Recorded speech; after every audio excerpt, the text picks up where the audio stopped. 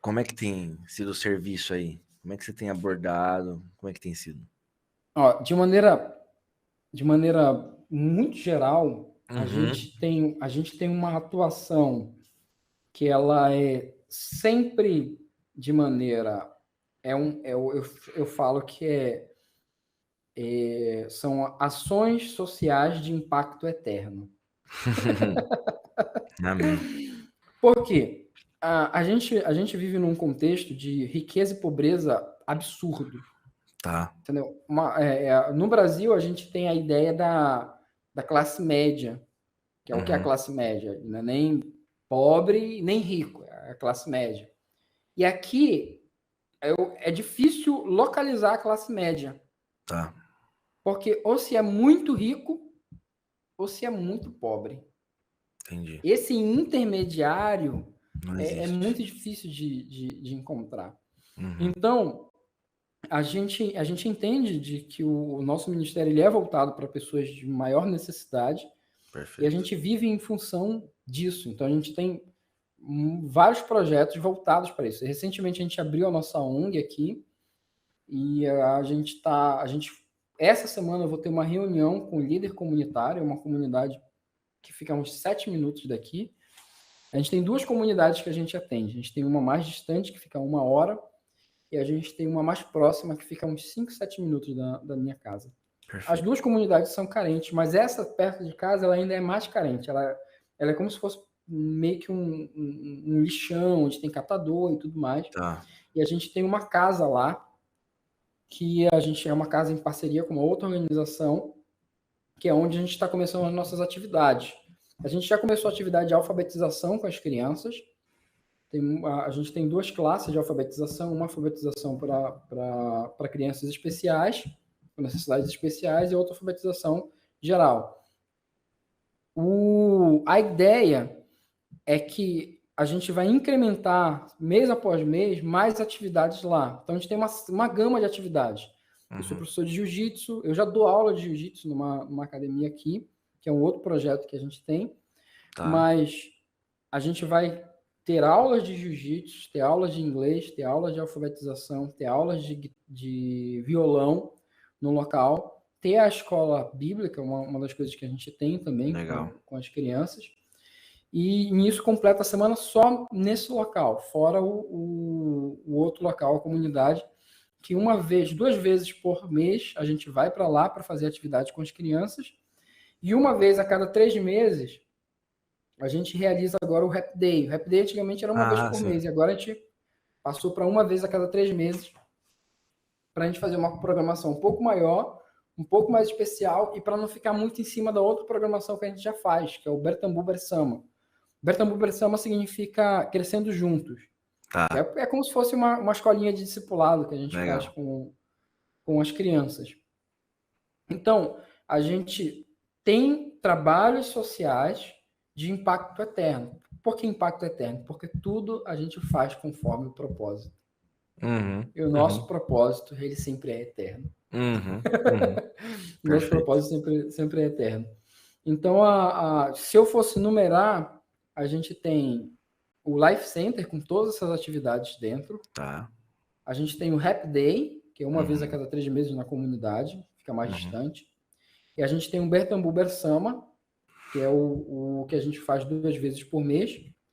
E a gente É. tem um trabalho de base. O que é que a gente abriu aqui? A gente abriu uma base. Base J? Não, brincadeira. Desculpa. Não lembrei. Quase isso.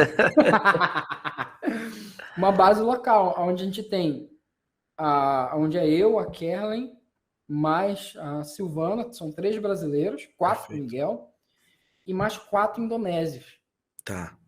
Entendeu? Esses indonésios, eles fazem parte da nossa equipe, eles trabalham juntamente com a gente nas atividades que a gente tem. Que uma das coisas um dos princípios que a gente tem é o princípio do empoderamento.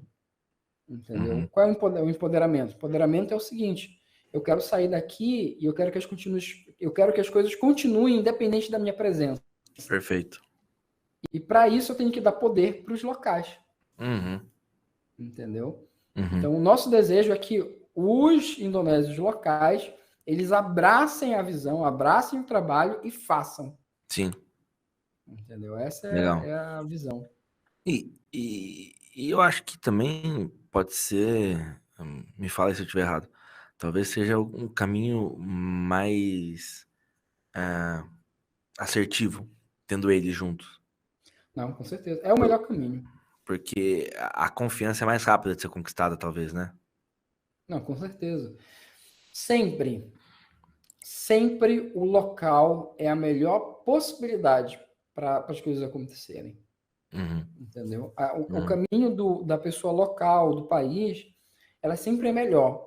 É lógico, né? Na visão lógica humana. O que Deus quer fazer, ele faz. Aí são outros Né? A 500. gente nem entra no que Deus É, quer.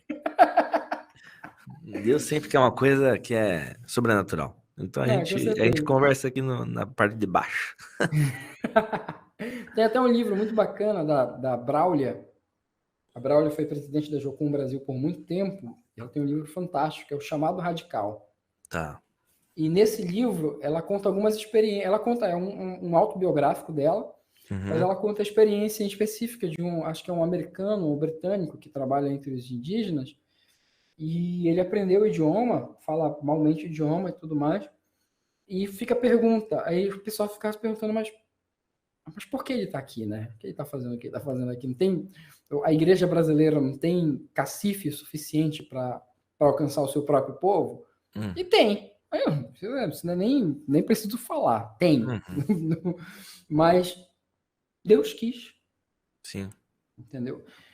Agora, o que é que precisa ficar muito claro a respeito a igreja brasileira em sua magnitude diante do desafio da missão?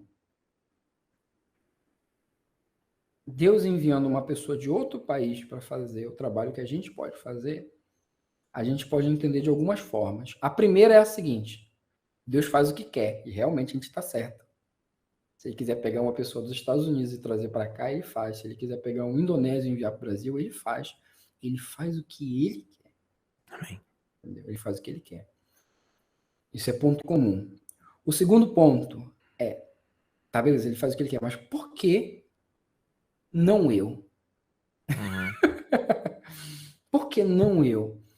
Por que outra pessoa de outro local? E a gente pode chegar a algumas conclusões, que é falar, olha, a primeira conclusão é a seguinte: eu estou falhando naquilo que eu estou fazendo. Ou eu estou me omitindo naquilo que eu estou fazendo. perfeito. Porque se eu tenho força, vigor, recursos para fazer e não estou fazendo, Deus Por vai que pegar não outra estou? pessoa para fazer. Uhum, Entendeu? uhum. Então, é aquela coisa. Volta ao ponto.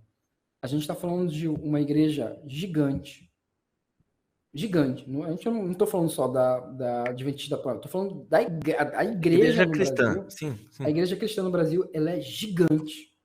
Ela sim. tem um potencial enorme.